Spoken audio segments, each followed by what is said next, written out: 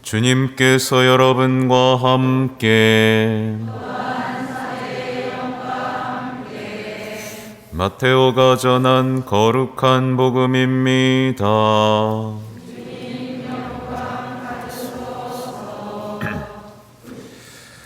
그 무렵 세례자 요한이 나타나 유다 광야에서 이렇게 선포하였다.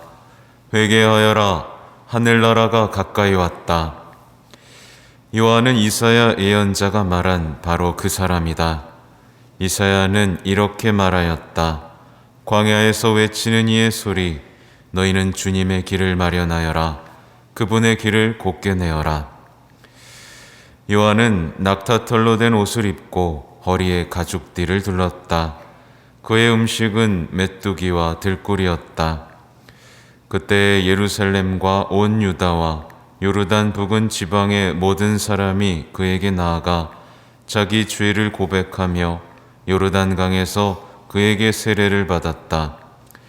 그러나 요한은 많은 바리사이와 사두가이가 자기에게 세례를 받으러 오는 것을 보고 그들에게 말하였다. 독사의 자식들아, 다가오는 진노를 피하라고 누가 너희에게 일러주더냐? 회개에 합당한 열매를 맺어라. 그리고 우리는 아브라함을 조상으로 모시고 있다고 말할 생각일랑 하지 마라.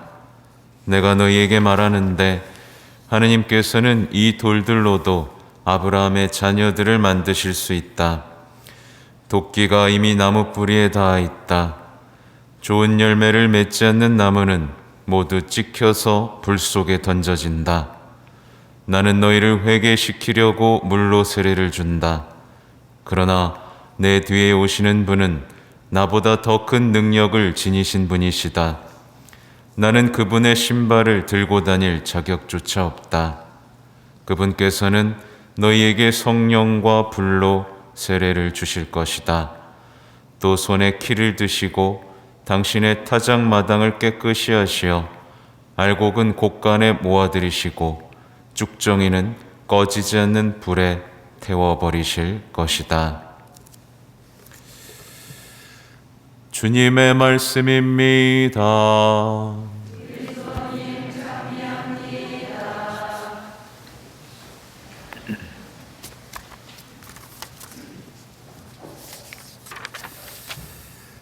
참 예수님, 네, 오늘 세례자 요한이 우리에게 회개를 선포하고 있죠. 말하자면 대림 일주일은 기다림, 그분의 오심을 기다리고 깨어있는 것에 우리가 집중을 했다면, 이제 대림 2주일은 우리의 회개에 집중을 해봐야 할 시간입니다. 특별히 마지막 부분 보세요. 알곡은 곳간에 모아들이시고 쭉정이는 꺼지지 않는 불에 태워버리실 것이다. 이게 시편 1편을 떠오르게 하죠. 의인, 악인, 주님께서는 반드시 구분을 하실 겁니다. 우리는 그분이 보시기에 의인인가 악인인가를 잘 알아야겠죠. 아무튼 우리 세례자 요한은 회개에 대한 이제 구체적인 이제 힌트를 우리에게 주고 있는데, 힌트가 뭐냐면요, 그가 광야에서 살았고 광야에서 복음을 외쳤다는 게 첫 번째 힌트입니다.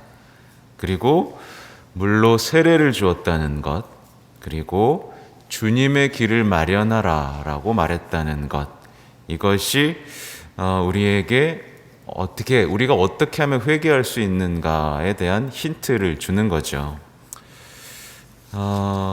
우선은 그러면 많은 분들이 이제 예수님 만나고 싶어하고 사랑하고 싶어하고 회개하고 싶어하죠. 그러면 어디로 가야 될까요? 광야로 가야 됩니다. 메마르고 고요한 광야에 가지 않는 이상 우리는 복음의 기쁨, 회개의 기쁨을 회복하기 어려울 것입니다. 그렇죠? 놀라운 건 이 복음의 기쁨이 어디 뭐 화려한 곳에서 선포되는 게 아니라 광야에서 선포되고 있다는 거예요. 말하자면 광야는 불편한 곳이죠. 침묵이 있는 곳이고 뭔가 생명이 없는 것처럼 보이는 땅이죠. 만약에 우리가 우리 자신만을 돌보는 삶, 우리의 편안함, 또 안정된 삶을 바라는 어떻게 보면 시끄러운 이 세상에 속해 있다면 우리는 어떻게 될까요? 평생 회개의 기쁨을 맛보지 못하겠죠. 그래서 세례제원은 우리를 광야로 우선 초대하고 있습니다. 또 그 다음에 이제 세례를 말하자면 세례의 기쁨을 회복하게 만드는 게 우리의 어떻게 보면 회개의 어떤 단초가 되는 거죠. 많은 분들이 이렇게 얘기해요. 신앙의 기쁨 다 누리고 싶죠, 그죠? 네, 신앙의 기쁨을 누리고 싶은데 예수님 뒤는 따라가고 싶지 않은 위선에 빠져 있어요. 예수님의 뒤를 따라가야 신앙의 기쁨이 오고 그 안에서 회개가 이루어지는데 안 따라가는 거죠. 그러니까 우리는 세례 때의 마음을 회복해야 됩니다. 세례 때 다 했잖아요. 다 끊어버립니다. 믿습니다. 라고 했는데 끊기는 돌아보면 하나도 안 끊었어요. 그렇죠? 네. 그리고 따라가기보단 내가 앞서가고 예수님 따라오세요. 이 삶을 살고 있단 말이죠. 세례 때의 기억만 해도 우리는 무엇을 회개해야 되는지를 알 수 있게 되고요. 마지막 부분에서는 이제 주님의 길을 마련하라고 했는데 오늘날 많은 사람들이 여기 함정에 빠져 있는데 뭐냐면 세상을 악하다고 말합니다. 많은 분들이. 여러분도 동의하세요? 세상이 많이 악해졌죠. 그래서 그 악을 막 못 참고 저놈 나쁜 놈들 하면서 손가락질하는 사람들은 많아졌습니다. 무엇이 정의라고 말하는 외치는 사람들은 대단히 많아졌는데 정반대로 자신의 회개에 대해서는 전혀 생각하지 못하는 사람들이 많아졌죠. 회개에 대해서 말하면 불편하고 어렵고 슬픈 거라고만 생각하면서 자꾸 누군가에게 손가락질하는 것으로 도망가고 있습니다. 근데 복음의 기쁨은 언제나 세상을 비판하고 정의를 외치는 게 아니라 뭐에서부터 시작돼요? 자기 죄를 고백하고 용서받는 것부터 시작됩니다. 그게 바로 주님께서 나에게 오시는 길을 마련하는 회개의 여정인 거죠. 오늘 이 세례자 요한이 이제 구원을 선포하니까 놀랍게도 누가 와요? 바리사이 또 사두가이들도 이제 세례자 요한에게 오고 있습니다. 그러니까 세례자 요한이 얼마나 강력하고 위대한 예언자인지를 알게 하는 대목이죠. 네. 그러니까 광야에서 웬 남자가 이렇게 선포하는데 온 사방에서 몰려오고 있는 거예요. 네. 아무튼 그들도 뭔가 두려웠던 거죠. 회개하는 척 흉내를 내고 싶었던 거죠. 그래서 실제로 성탄이 다가오면 어때요? 신자분들이 돌아옵니다. 뭔가 두려워. 그리고 안 보던 고해성사도 억지로 막 봅니다. 그렇죠? 근데 이렇게 말하죠. 독사의 자식들아, 회개에 합당한 열매를 맺어라. 이렇게 말을 합니다. 이 독사의 자식들이란 표현은 우리가 깊이 생각해 봐야 되는데, 독사의 자식들은요, 말하자면 이런 거예요. 독사도 좋은 거 다 먹죠? 건강한 거 다 먹죠? 생명을 주는 것들을 다 먹어서 섭취합니다. 근데 그것으로 뭘 만들어요? 독을 만듭니다. 독을 만들어요. 남을 죽이는 독을 만들어요. 말하자면 이런 겁니다. 신앙인은 뭘 먹죠? 성체를 먹죠. 모시죠. 복음을 모시죠. 생명을 모시죠. 근데 이 생명을 모셔놓고 마음속에서 뭐가 있어요? 남에 대한 미움과 분노를 키워가고 남을 죄짓게 하고, 그죠? 어떻게 보면 남의 생명을 빼앗는 행동들을 하는 것, 이런 사람들을 뭐라고 하는 거예요? 독사의 자식들이라고 하는 겁니다. 과연 나는 지금 독을 생산하고 있는지, 아니면 누군가한테 생명을 주는 일을 하고 있는지를 돌아봐야겠죠. 아무튼 회개하는 척 하는 게 중요한 게 아니라 회개에 합당한 구체적인 열매들, 내 삶에서 나는 회개를 함으로써 이런 열매들을 지금 맺고 있다라는 것을 분명히 우리는 하느님 앞에서 내놓을 수 있어야 되죠. 오늘 회개에 대해서 조금 더 집중을 하고 싶은데 오늘날 많은 사람들이 회개에 대해서 말을 하면 많은 경우에 어때요? 거부감을 갖습니다. 그래서 회개하십시오 라고 말하면 어때요? 너나 잘하세요 라고 대꾸를 합니다. 그렇죠? 굉장히 듣고 싶어 하지 않아 하죠. 그리고 교회가 이제 회개의 시기에 회개에 대한 것들을 선포하면 어때요?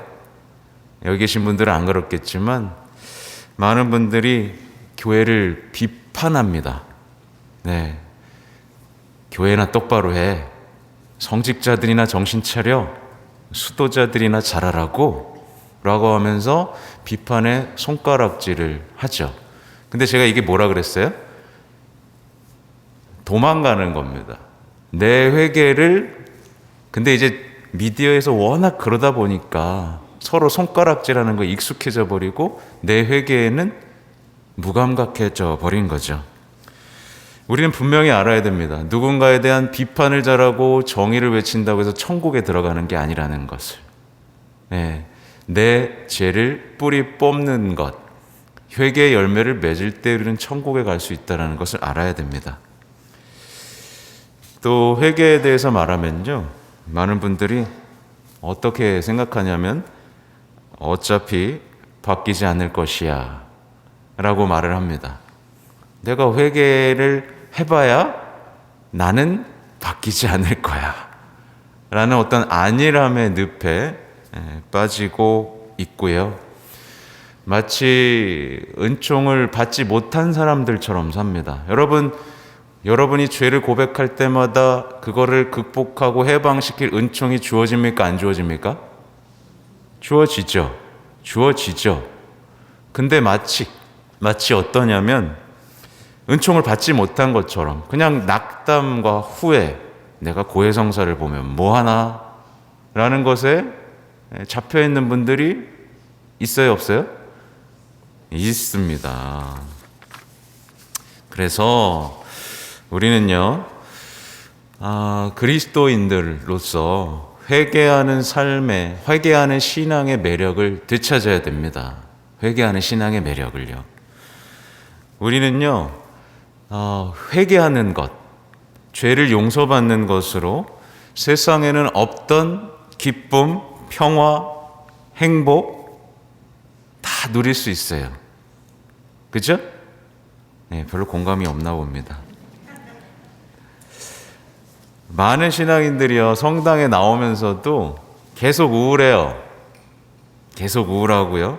계속 불화 속에 삽니다. 성당에 나오는데 계속 불화 속에 살고요. 계속 증오 속에 살고요. 계속 슬픔 속에 삽니다. 신앙생활을 열심히 하면서도 계속 문제 속에서, 걱정 속에서, 두려움 속에서 삽니다. 왜 그렇죠? 회개를 포기한 채 해왔던 대로, 살아왔던 대로 살고 있기 때문입니다. 그렇죠? 맞죠? 여러분들 보면 고해성사에 대해서 사제가 아무리 강조해도 봐요, 안 봐요? 안 봅니다. 고해성사를 판공 때까지 끝까지 미룹니다. 끝까지 미룹니다. 왜 그러죠?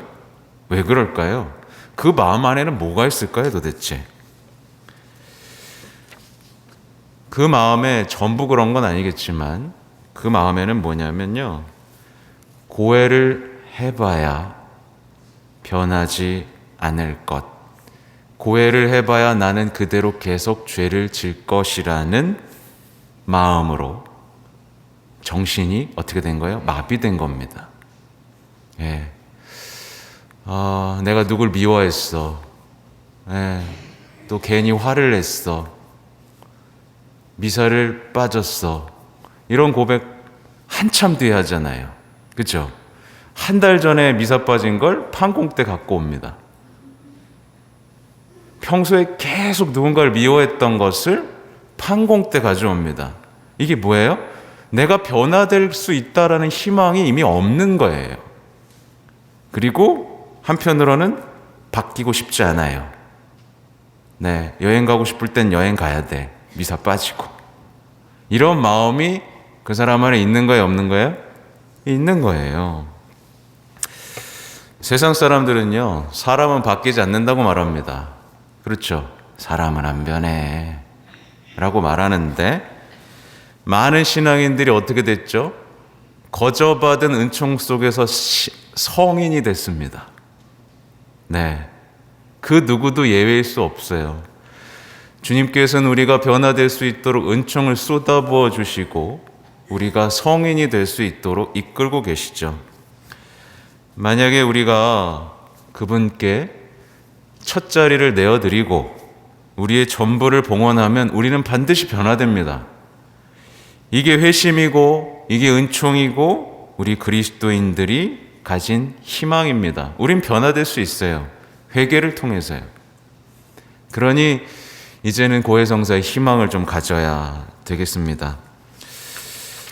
또 오늘 로마서를 잠깐 보면 로마서에서는 우리는 성경에서 인내를 배우고 위로를 받아 희망을 간직하게 된다라는 말씀이 있죠. 여기를 보면 오늘날의 현대인들이 왜 회심을 못하는가에 대한 힌트를 또 찾을 수 있는데, 이 시대는요 어때요? 인내를 배울 수 있어요, 없어요? 인내를 배울 수 없습니다. 네, 스마트폰 느린 거 못 참습니다. 네, 눌러서 띡 하면 바로 배송 와야 되고 띡 하면 바로 배달 와야 됩니다. 이 세상에서 인내를 배울 수가 없어요. 그렇기 때문에 회심이 시작되지 않습니다.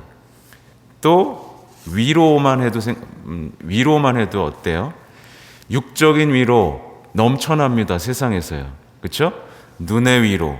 지금 눈의 위로의 시대죠. 이 유튜브를 포함해서 온갖 채널에서 눈의 위로가 쏟아지고 있고 육적인 위로가 쏟아지고 있습니다. 당연히 회심이 안 되죠. 잘 먹고 잘 살고 위로가 있는데 누가 회심을 하겠어요? 그렇죠? 밑바닥까지 가서야 회심을 하려고 하지만 그때는 이미 영적인 힘이 다 떨어져 버린 상태가 돼버리죠. 또 이 시대는요, 신앙인들에게조차 심리학이라는 것이 꽉 장악해버린 상태입니다. 근데 심리학에 익숙해지면요, 심리학에서는 내 탓이 없어요. 심리학 용어에서 죄는 없어요. 그렇죠? 네 탓이 아니야. 그건 죄가 아니야. 라는 말만 있지. 그렇죠, 그렇죠. 그러다 보면 심리학에 익숙해지면 이제 내 죄를 찾는 것이 점점 어려워집니다. 죄에 대한 무감각한 시대, 그냥 깨달음만 있는 시대, 결심만 하는 시대를 우리는 살고 있는 겁니다. 그래서 이제 그리스도인들의 회심에 대해서 다시 한번 생각해 보면 인내, 위로, 희망이라는 것을 비추어서 우리 그리스도인들이 왜 회심을 못할까를 생각해 보면 예수님의 생애를 묵상하잖아요. 우리 묵주기도 할 때. 그러면 여기서 우리가 뭘 배워야 돼요? 인내를 배울 수 있어야 됩니다. 인내. 그리고 우리가 신앙생활하면서 영적인 치유, 위로 관심 가져야 돼요. 예, 많은 분들이 아프기 때문에. 근데 영적인 치유와 위로에만 관심을 가져서는 안 되고 조금 더 나아가서 죄를 용서받는 기쁨도 우리가 알 수 있어야 됩니다. 또 눈에 보이는 희망이 아니라 눈에 보이지 않는 희망을 볼 수 있어야 돼요. 그렇죠? 이게 다 연결되어 있습니다. 인내를 배우고요. 용서받는 기쁨을 배우고 또 눈에 보이지 않는 희망을 우리가 되찾는다면 우리도 회개하는 삶을 살 수 있겠죠. 그래서 보면 다 아시잖아요. 회개의 기쁨이 없는 신앙은 대단히 공허합니다. 예. 그리고 구체적인 죄를 고백하지 못하는 신앙은 성장이 없습니다. 예. 공감하시죠? 예. 구체적인 죄를 고백하지 못하는 신앙은 성장할 수 없어요. 그래서 이번 대림 시기에는 회개하는 기쁨을 회복하는 시기가 되시면 좋겠습니다. 근데 이렇게 강론을 하고 나면 어떻게 회개해야 되는지 모르겠다는 질문이 또 나옵니다. 그죠? 네, 질문만 자꾸 해요. 본인이 기도하고 복음에 이미 답이 있는데도 불구하고 계속 어떻게 하죠? 어떻게 하죠? 네, 마치 어떻게까지 해야 되는, 제가 안고 이렇게 젖을 먹여줘야 네, 되는 거예요. 여러분 다 할 수 있습니다. 그리고 회개하는 기쁨 반드시 되찾아야 됩니다. 왜냐하면 아기 예수님이 이제 태어나는 거 오시잖아요. 그죠? 왜 오셨어요? 죄를 용서해서 구원하려고 오신 거거든요. 근데 죄를 용서받는 기쁨을 모르면 아기 예수님이 오셔도 기뻐요, 안 기뻐요? 안 기뻐요. 네. 예수님은 우리의 죄를 용서해서 구원하시려고 인간이 되셨는데 우리는 죄를 용서받는 기쁨을 모른다면 성탄의 기쁨도 없는 겁니다.